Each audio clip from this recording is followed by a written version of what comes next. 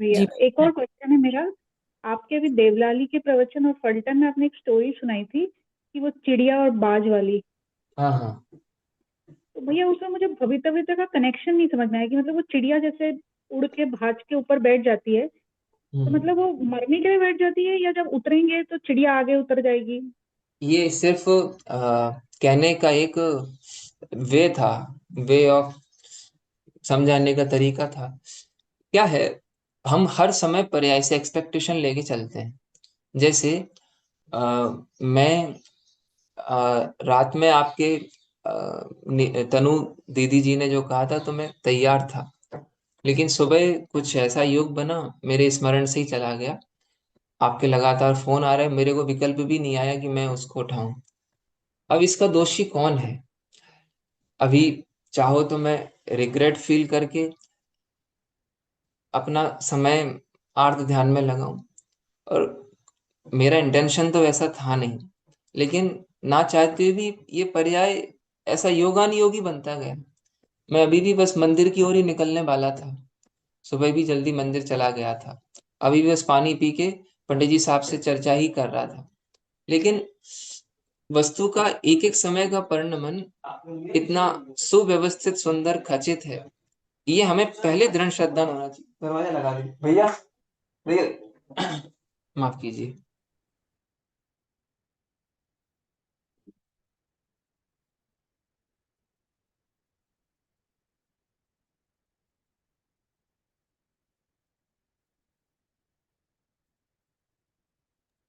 हाँ, वापिस।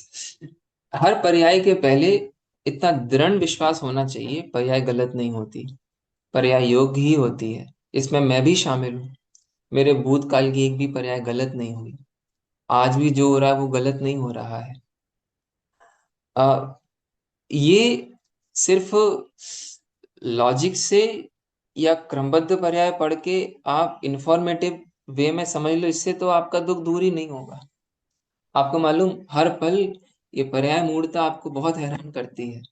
हर समय आप एक्सपेक्टेशन लेके बैठते हैं अपने ही आप से कि मेरे ऐसे परिणाम होने चाहिए, ऐसे होंगे, ऐसे क्यों नहीं हो रहे हैं। अब बच्चों में लगना, बाल माने पति, बच्चों में, समाज में, ये तो बहुत ही दूर की बात हो गई। लेकिन इधर तो कह रहे हैं आप अपनी पर्याय को भी वस्तु स्वरूप से अलग क्यों लेके चल रहे हो?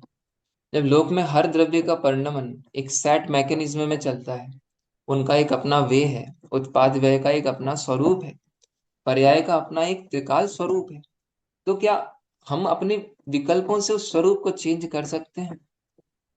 आदरणीय पंडित जी साहब हमें बहुत हल्का और निर्भर रखते हैं। वो कहते हैं कोई भी पर्याय हो, सबसे पहले भवितव्य पे अपन बैठ जाओ।